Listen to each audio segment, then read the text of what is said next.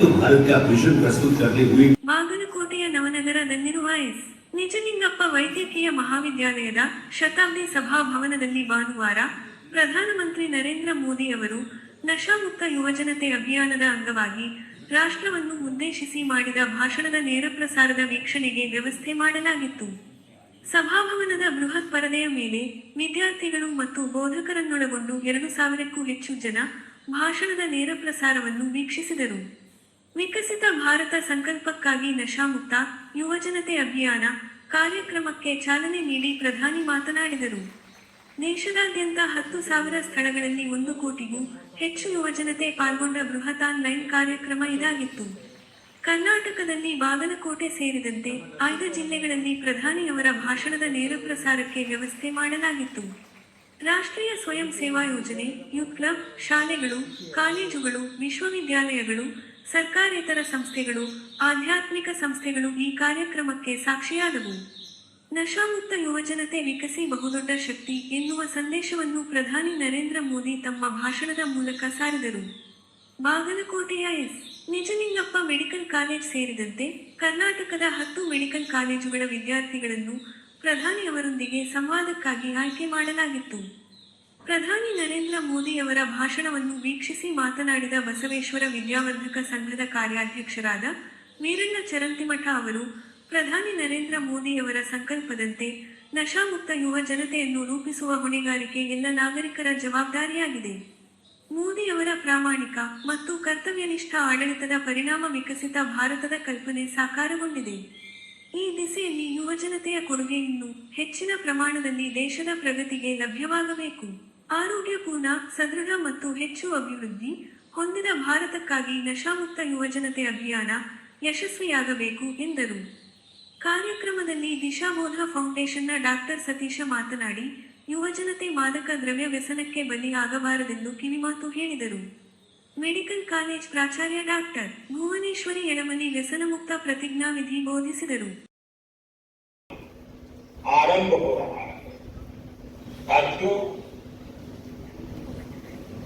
कुछ काम ऐसे होते हैं पहले देश के लाखों युवाओं ने एक महान और महत्वपूर्ण संकल्प के लिए एकजुट हुए। इस संकल्प को लेकर इस कार्यक्रम से जुड़े दूसरी शक्ति सप्ताह भर प्रयोग करे, कार्यक्रम करे, जगह रविवार को बड़ा कार्यक्रम करे। अगर 100 सप्ताह हमारे देश के आध्यात्मिक, सामाजिक संगठन, युवा संगठन एक सप्ताह में जिम्मे ले और बाकी सारी शक्तियां जुड़े और रविवार को सब मिलकर के आप कल्पना कर सकते हैं कि इसमें कितना बड़ा आंदोलन खड़ा हो जाएगा। मैं एक बात फिर आप सबने समय निकाला, इस पवित्र कार्य में हम सब आशीर्वाद किए, इसके लिए संतों का, आचार्यों का, संगठन के भारतीयों का हृदय से आभार व्यक्त करता हूं। मैं 1 करोड़ से ज्यादा जुटे नौजवानों का विशेष रूप से अभिनंदन करता हूं। आपने बहुत बड़ा काम किया। मैं माय भारत के वॉलंटियर्स की बधाई करता हूं। वो जो भी ठान लेते हैं आज तक करके दिखाते हैं। अभी पिछले दिनों मुझे माय भारत के वॉलंटियर्स को मिला to every individual in society towards building an aware, empowered and drug-free India. और अपने कर्तव्यों के प्रति कितना गंभीर है, मैं आप सभी को इस अभियान के लिए अनेक शुभकामनाएं देता हूं। और साथियों, हमें एक और बात ध्यान रखनी युवा ನಿಮ್ಮನ್ನೆಲ್ಲರನ್ನು ಉದ್ದೇಶಿಸಿ ಮಾತನಾಡ್ತಾರೆ. ನಶಾಮುಕ್ತ ಭಾರತ ಮೊದಲನೇ ಫೇಸಲ್ಲಿ ಅವರು ಮೆಡಿಕಲ್ ಅಲೈಡ್ ಎಲ್ಲ ವಿದ್ಯಾರ್ಥಿಗಳನ್ನು ಆಯ್ಕೆ ಮಾಡಿದ್ದಾರೆ. ನಂತರದಲ್ಲಿ ಇಂಜಿನಿಯರಿಂಗು ಮತ್ತು ಡಿಪ್ಲೊಮಾ ಬೇರೆ ಬೇರೆ ಕಾಲೇಜಿನ ವಿದ್ಯಾರ್ಥಿಗಳನ್ನು ಮುಂದಿನ ದಿನಗಳಲ್ಲಿ ಉದ್ದೇಶಿಸಿ ಮಾತನಾಡುವಂಥ ಒಂದು ವ್ಯವಸ್ಥೆ ಇದೆ.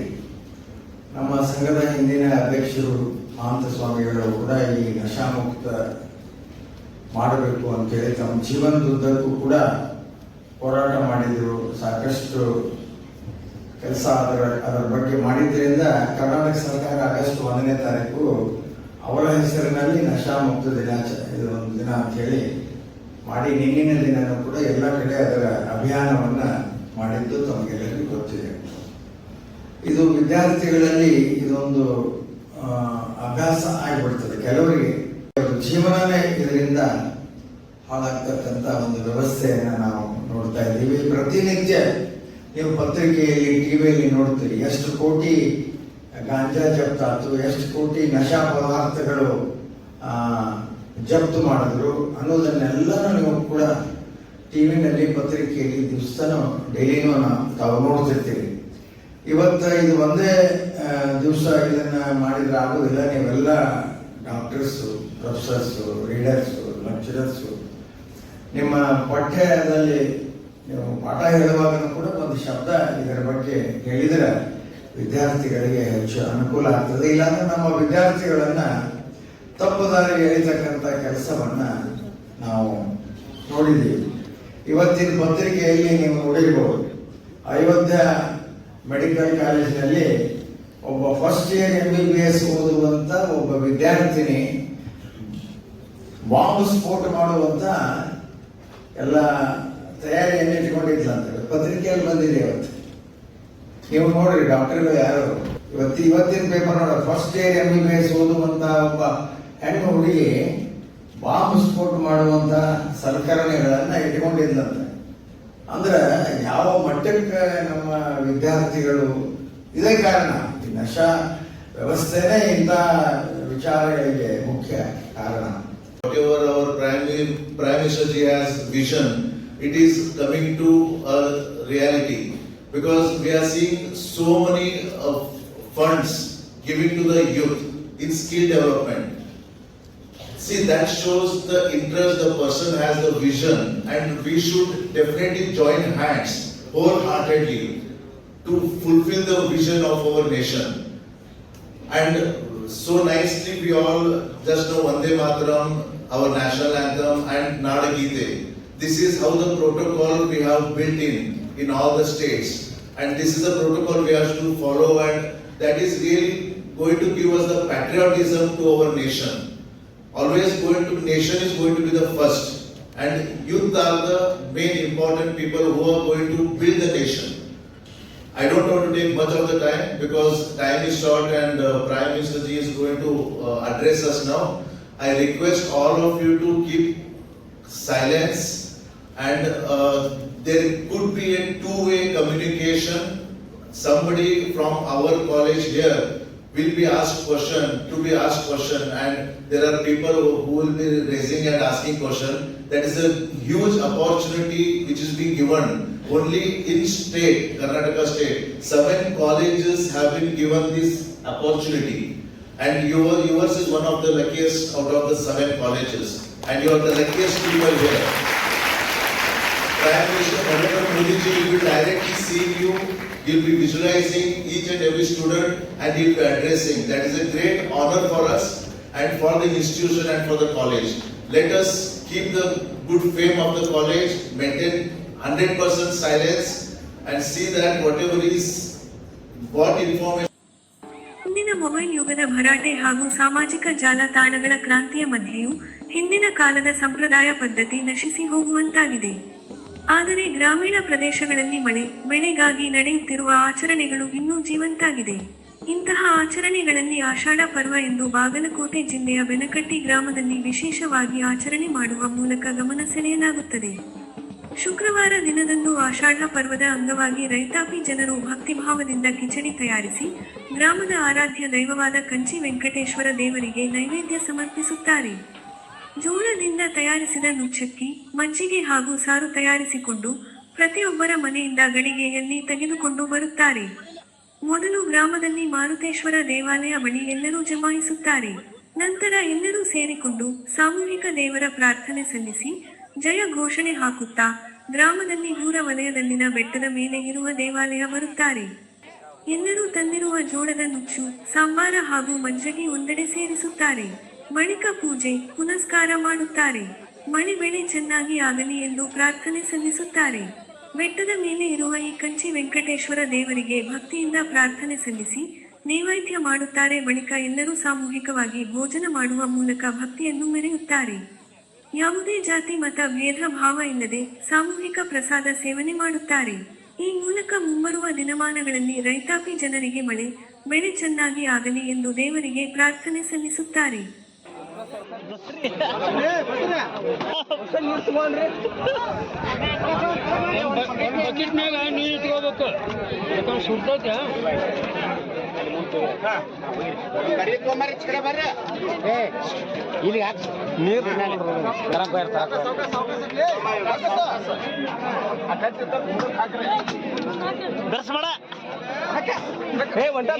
ಪಾಂಡ್ಯ ಚಮಚಲ ಲೂಸ್ ಮಾಡ ಒಟ್ಟು ಗೊಂಬತನ ಮಾಡ್ಕೊಂಡು ಒಂಟೆ ಅತ್ತಾಗಿತ್ತಾಗ ಚಮಚಲ್ ಇದನ್ನ ಮಾಡ ಅದ್ರಾಗ ಇಡ್ಬೇಡ್ರಿ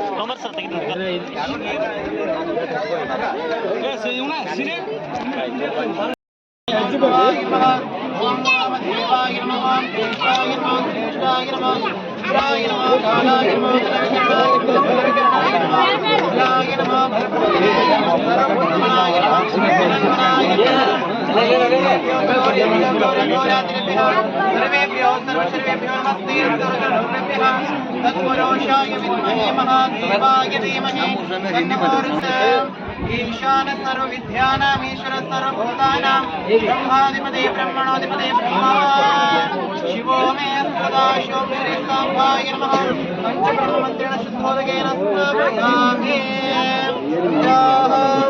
नमस्ते भगवते महादेवाय त्र्यंबकाय त्रिपुरान्तकाय त्रिकाग्निकालाय कालाग्निरुद्राय नीलकण्ठाय मृत्युञ्जयाय सर्वेश्वराय श्री महादेवाय नमः।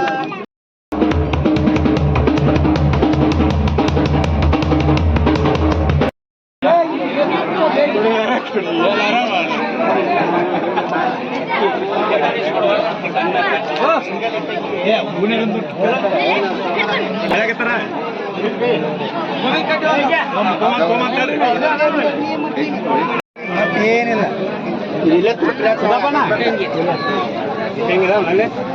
ಕಲ್ ತರಕ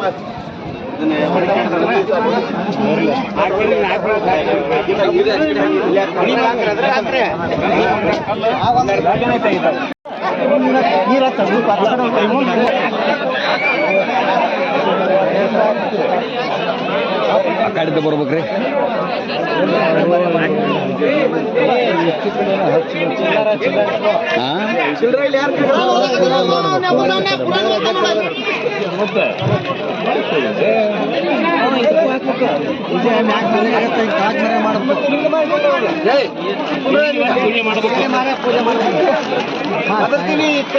ಮತ ಹಚ್ಚಕ ಕುಂಡುತ್ತೆ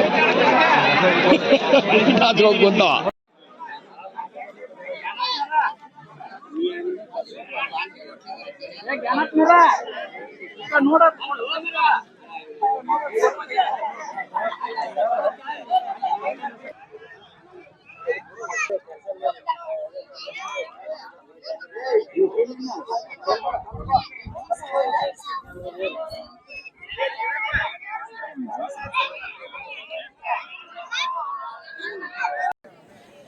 ರಾಜ್ಯ ಸರ್ಕಾರದ ಮಂತ್ರಿಗಿರಿ ಜಂಜಾಟದಿಂದ ದೂರ ಉಳಿದಿರುವ ಮಾಜಿ ಸಚಿವ, ನಟ್, ನಿರ್ಮಾಪಕ, ಚನ್ನಪಟ್ಟಣ ಶಾಸಕ ಸಿಪಿ ಯೋಗೇಶ್ವರ ಅವರು ಸಿನಿಮಾ ಶೂಟಿಂಗ್ನಲ್ಲಿ ಬ್ಯುಸಿಯಾಗಿದ್ದಾರೆ. ತಮ್ಮ ಸುಪುತ್ರ ಧ್ಯಾನ್ ಅವರನ್ನು ಬೆಳ್ಳಿ ಪರದೆಯ ಮೇಲೆ ತರಲು ತಮ್ಮದೇ RMG ಪ್ರೊಡಕ್ಷನ್ಸ್ ಮೂಲಕ ಕರ್ನಾಟಕ ಬಲಂ ಅಜೇಯಂ ಎಂಬ ಚಿತ್ರವನ್ನ ನಿರ್ಮಿಸುತ್ತಿದ್ದು, ಚಿತ್ರದ ಶೂಟಿಂಗ್ ಭರ್ಜರಿಯಾಗಿ ನಡೆದಿದೆ. ಚಾಲುಕ್ಯರ ನಾಡು, ಬಾಗಲಕೋಟೆ ಜಿಲ್ಲೆಯ ಪಟ್ಟದಕಲ್ಲು, ಐಹೊಳೆ, ಮಹಾಕೂಟ ಸೇರಿದಂತೆ ವಿವಿಧ ಐತಿಹಾಸಿಕ ಸ್ಥಳಗಳಲ್ಲಿ ಚಿತ್ರದ ಚಿತ್ರೀಕರಣ ನಡೆಸಿದ್ದಾರೆ. ಚಿತ್ರಕ್ಕೆ ಸಿ.ಪಿ. ಯೋಗೇಶ್ವರ ಅವರೇ ಕಥೆ ಬರೆದಿದ್ದು, ಖ್ಯಾತ ನಿರ್ದೇಶಕ ನಾಗಣ್ಣ ಅವರು ಚಿತ್ರದ ನಿರ್ದೇಶನ ಮಾಡುತ್ತಿದ್ದಾರೆ. ಸಿ.ಪಿ. ಯೋಗೇಶ್ವರ ಪುತ್ರ ಧ್ಯಾನ್, ರಾಜಸ್ಥಾನದ ಮೂಲದ ನಟಿ ಮಣಿಕಾ, ವಿಶ್ವಕರ್ಮ ಸೇರಿ ಅನೇಕ ಜನ ತಾರಾ ಬಳಗವನ್ನ ಹೊಂದಿದೆ. ಇನ್ನು ಪಟ್ಟದಕಲ್ಲಿನಲ್ಲಿ ಕರ್ನಾಟಕ ಬಲಂ ಟೈಟಲ್ ಸಾಂಗ್ ಚಿತ್ರೀಕರಣ ಭರ್ಜರಿಯಾಗಿ ನಡೆದಿದ್ದು, ಈ ವೇಳೆ ಮಾತನಾಡಿದ ಸಿ.ಪಿ. ಯೋಗೇಶ್ವರ ಅವರು ರಾಜ್ಯದಲ್ಲಿ ನೀರಾವರಿ ಸಮಸ್ಯೆಗಳು, ಗುರಿ ಹೊರಟ ಬಡಜನರ ಬದುಕು ಸೇರಿ ಚಾಲುಕ್ಯರ ನಾಡಿನ ಅಂದಿನ ಕರ್ನಾಟ ಬಲಂ ಸೇನೆಯನ್ನ ಸ್ಫೂರ್ತಿಯನ್ನಾಗಿಟ್ಟುಕೊಂಡು ಸಾಮಾಜಿಕ ಕಳಕಳಿಯ ಚಿತ್ರವನ್ನ ಮಾಡ್ತಾ ಇದ್ದು ಜನವರಿ 15ರಂದು ತೆರೆ ಕಾಣಲಿದೆ ಎಂದು ತಿಳಿಸಿದ್ದಾರೆ. ಇನ್ನು ಚಿತ್ರದ ನಾಯಕಿ ಮಣಿಕಾ ವಿಶ್ವಕರ್ಮ ಅವರು ಕನ್ನಡ ಚಿತ್ರದಲ್ಲಿ ಅಭಿನಯಿಸುತ್ತಿರುವುದು ಹೆಮ್ಮೆಯ ಸಂಗತಿ. ಹಾಗೆ ಇಡೀ ವಿಶ್ವಕ್ಕೆ ಕಾಂತಾರ ಸಿನಿಮಾ ಕೊಟ್ಟ ಶೆಟ್ಟಿ ಬ್ರದರ್ಸ ಕೆಜಿಎಫ್ ಯಶ್ ಅವರು ಸ್ಯಾಂಡಲ್ವುಡ್ನವರು. ಇಲ್ಲಿ ಕೆಲಸ ಮಾಡೋದು ನನ್ನ ಸೌಭಾಗ್ಯ ಎಂದರು.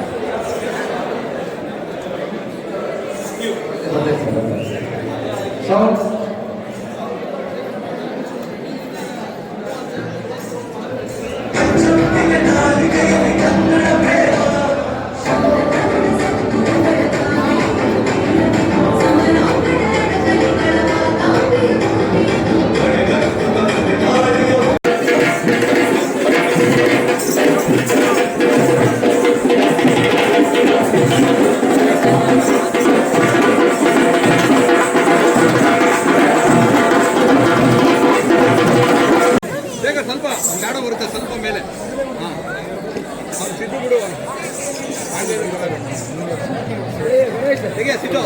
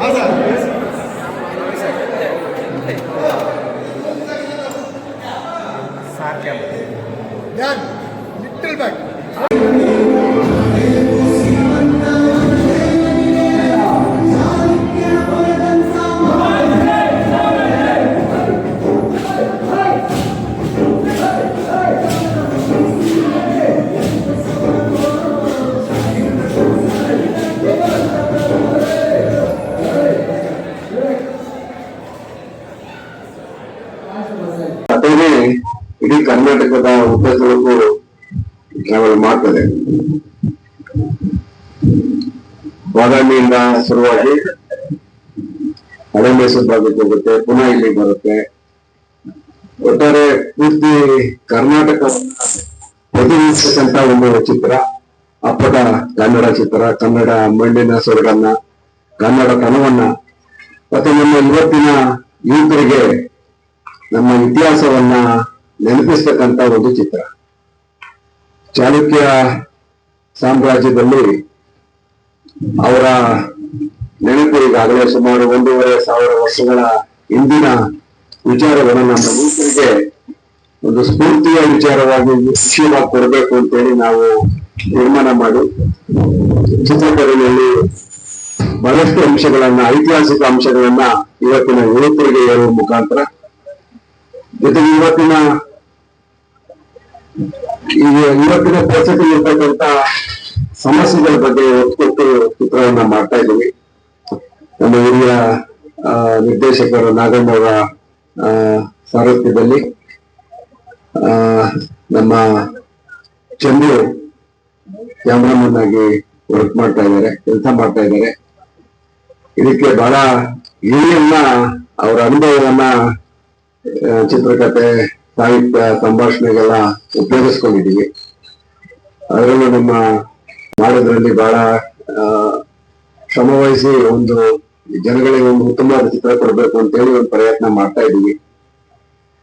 ಜೊತೆಗೆ ನಿಮ್ಗೆ ಗೊತ್ತಿದೆ, ಲಯಾ ಮೇಡಮ್ ಅವರು ಈ ಹೀರೋನ ತಾಯಿಯ ಪಾತ್ರವನ್ನ ಮಾಡ್ತಾ ಇದ್ದಾರೆ. ಹೀರೋಯಿನ್ ಆಗಿ ಮಣಿಕಾ ವಿಶ್ವಕರ್ಮ ಮಾಡ್ತಾ ಇದ್ದಾರೆ. ನನ್ನ ಮಗ ಮೊದಲನೇ ಸಾರಿ ಈ ಒಂದು ಚಿತ್ರಕ್ಕೆ ನಾಯಕ ನಟನಾಗಿ ಎಲ್ಲಾ ಪೂರ್ವ ಸಿದ್ಧತೆಗಳನ್ನ ಮಾಡಿಕೊಂಡು ಇವತ್ತು ಪದಾರ್ಪಣೆ ಮಾಡಿದ್ದಾನೆ. ಇವನಿಗೆ ಮತ್ತೆ ಈ ಒಂದು ಚಿತ್ರಕ್ಕೆ ನಿಮ್ಮೆಲ್ಲರ ಪ್ರೋತ್ಸಾಹ ಬೆಂಬಲ ಇರ್ಲಿ ಅಂತೇಳಿ ಕೇಳ್ತಾ, ಬಹಳ ಜನ ಇದು ಒಂದು ಅಪ್ಪಟ ಕನ್ನಡ ಚಿತ್ರ. ಇದು ಒಂದೇ ಕನ್ನಡ ಭಾಷೆಯಲ್ಲಿ ಮಾತ್ರ ನಾವು ನಿರ್ಮಾಣ ಮಾಡ್ತೀವಿ. ಇದಕ್ಕೆ ಸಂಗೀತವನ್ನ ಹರಿಕೃಷ್ಣ ಅವರು ಕೊಟ್ಟಿದ್ದಾರೆ. ಈಗಾಗಲೇ 3 ಸಾಂಗ್ಗಳನ್ನು ಮಾಡಿಕೊಟ್ಟಿದ್ದಾರೆ. ಒಟ್ಟಾರೆ ಒಂದು ಉತ್ತಮ ತಂಡವನ್ನ ಕಟ್ಕೊಂಡು ಬಹಳ ಜನ ಹಿರಿಯ ಕಲಾವಿದರು ನಮ್ಮ ಚಿತ್ರದಲ್ಲಿ ಅಭಿನಯಿಸ್ತಾ ಇದ್ದಾರೆ. ಅವರೆಲ್ಲ ಕಲಾವಿದರು ನಿಮಗೆ ಸತ್ಯದ ಬನ್ನಿ ಸಿನಿಮಾದಲ್ಲಿ ತರ್ತಾ ಇದೀವಿ. ಒಟ್ಟಾರೆ ಸಮಗ್ರ ಕರ್ನಾಟಕ ಅಭಿವೃದ್ಧಿ ಆಗ್ಬೇಕು ಅಂತ ಹೇಳಿ ನನ್ನ ರಾಜಕೀಯದ ಅನುಭವದ ಮೇಲೆ ನಾನು ಒಂದು ಹೆಚ್ಚು ಕಥೆಗೆ ಒತ್ತು ಕೊಟ್ಟು ಕಥೆಯನ್ನು ಮಾಡಿದ್ದೀನಿ. ಅಂದ್ರೆ ನೀವೆಲ್ಲ ಗಮನಿಸ್ತಾ ಇದ್ದೀರಿ, ಇವತ್ತು ಬೆಂಗಳೂರಂತ ಮಹಾನಗರಕ್ಕೆ ಉತ್ತರ ಕರ್ನಾಟಕದ ಮಂದಿ ಬಹಳಷ್ಟು ಜನ ಗುಳೆ ಬರ್ತಾರೆ. ಯಾಕೆ ಈ ಒಂದು ನಮ್ಮ ಜನ ಗುಳೆ ಬರ್ತಾರೆ, ಯಾಕೆ ಪಟ್ಟಣಕ್ಕೆ ಇವತ್ತು ವಲಸೆ ಬರ್ತಾ ಇದ್ದಾರೆ, ಎಲ್ಲಿ ಲೋಪ ಆಗ್ತಾ ಇದೆ ಅಂತ ಸೂಕ್ಷ್ಮವಾಗಿ ಹೇಳ್ತಕ್ಕಂತ ಪ್ರಯತ್ನ ನಾವು ಚಿತ್ರದಲ್ಲಿ ಮಾಡ್ತಾ ಇದೀವಿ. ಅದಕ್ಕೆ ಪುಲಕೇಶಿ ಅಂತ ನಾಡಿನಲ್ಲಿ ಜನ ಯಾಕೆ ಗುಳೆ ಹೋಗ್ತಾ ಇದ್ದಾರೆ, ಅವನ ಕಾಲದಲ್ಲಿ ಇಡೀ ದೇಶದಿಂದ ಜನರಲ್ಲಿ ಆಶ್ರಯ ಪಡ್ಕೊಂಡು ಬರ್ತಾ ಇದೆ ಅಂತ ನಾವು ಇತಿಹಾಸವನ್ನು ಓದ್ಕೊಂಡಿದ್ದೀವಿ. ಇವತ್ತು ಇಲ್ಲಿಂದ ಜನ ವಲಸೆ ಹೋಗ್ತಾ ಇದ್ದಾರೆ.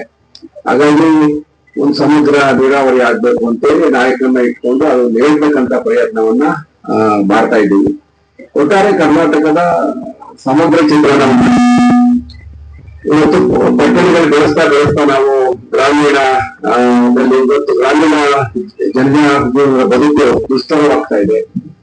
ಎಲ್ಲೋ ನಮ್ಮ ಗಿರಿಯನ್ನ ಬಿಟ್ಬಿಟ್ಟು ಯುವಕರು ಇವತ್ತು ಪಟ್ಟಣದ ಕಡೆ ಓಡ್ತಾ ಇದ್ದಾರೆ. ಇದೆಲ್ಲ ಇಟ್ಕೊಂಡು ಒಂದು ಚಿತ್ರದ ಮುಖಾಂತರ ಹೇಳ್ತಕ್ಕಂಥ ಪ್ರಯತ್ನ 2.5 ಗಂಟೆನಲ್ಲಿ ಎಲ್ಲ ವಿಷಯಗಳನ್ನ ಹೇಳ್ಬೇಕು ಒಂದು ಪ್ರಯತ್ನ ಮಾಡ್ತಾ ಇದ್ದೀವಿ. ನಿಮ್ಗೆಲ್ಲ ಗೊತ್ತಾ ಇದೆ, ಕರ್ನಾಟಕದ ಮಜೆ ಅನ್ನೋದು ಚಾಲುಕ್ಯರ ಸೈನಿಕ ಅಂತ ನನ್ಗೆ ತುಂಬಾ ಆಸೆ ಇತ್ತು. ಆಕ್ಚುಲಿ ನನ್ನ ತಂದೆ ಸಪೋರ್ಟ್ ಮಾಡ್ತಿರ್ಲಿಲ್ಲ. ಇತ್ತೀಚಿನಲ್ಲಿ ನಾನು ಹೈಟ್ ಆಗ್ಬಿಟ್ಟೆ, ಫಿಟ್ ಆಗ್ಬಿಟ್ಟೆ ಅಂತ ಈಗ ಸಪೋರ್ಟ್ ಮಾಡ್ತಿದ್ದಾರೆ. ಚಿಕ್ಕ ವಯಸ್ಸಿನಲ್ಲಿ ನಾನೊಬ್ಬ ನಟ ಆಗ್ಬೇಕು ಅಂತ ನನ್ನ ಆಸೆ ಇತ್ತು. ಅದ್ರ ತಕ್ಕಂಗೆ ಡಾನ್ಸ್, ಜಿಮ್ನಾಸ್ಟಿಕ್ಸ್, ಆಕ್ಟಿಂಗ್ ಎಲ್ಲ ಮಾಡ್ತಾ ಬರ್ತೀನಿ.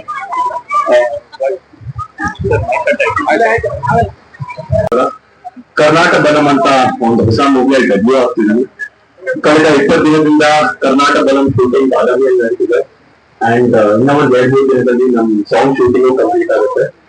ಬಟ್ ಕಳೆದ 20 ದಿನದಿಂದ ನಮ್ ಬಾದಾಮಿ ಇದ್ದಾರೆ. ಅಂಡ್ ಆ ಪ್ರೀತಿ ವಿಶ್ವಾಸ ಉಳಿಸ್ಕೊಳ್ಳಕ್ಕೆ ನಾನು ಮತ್ತೆ ನಮ್ಮ ಇಡೀ ಟೀಮ್ ತುಂಬಾನೇ ಕಷ್ಟ ಪಡ್ತಿದೀವಿ. ಯಾಕಂದ್ರೆ ನಮ್ ಕತೆ ತುಂಬಾ ಅದ್ಭುತವಾಗಿದೆ. ಅಂಡ್ ಅದರ ತಕ್ಕಂಗೆ ನಾವೊಂದು ಒಳ್ಳೆ ಮೂವಿ ಮಾಡ್ಬೇಕು ಅಂತ ನಮ್ಮೆಲ್ಲ ಪ್ರಯತ್ನ. ಸೊ ದಯವಿಟ್ಟು ಎಲ್ಲರೂ ಸಪೋರ್ಟ್ ಮಾಡಿ. ಮತ್ತೆ ಜನವರಿ 15ಕ್ಕೆ ಸಂಕ್ರಾಂತಿ ನಮ್ಮ ಮೂವಿ ರಿಲೀಸ್. ಸೊ ಮೂವಿ ಬರೋ ಟೈಮಲ್ಲಿ ಜಾಸ್ತಿ ಚರ್ಚೆ ಮಾಡ್ತೀನಿ. Thank you so much.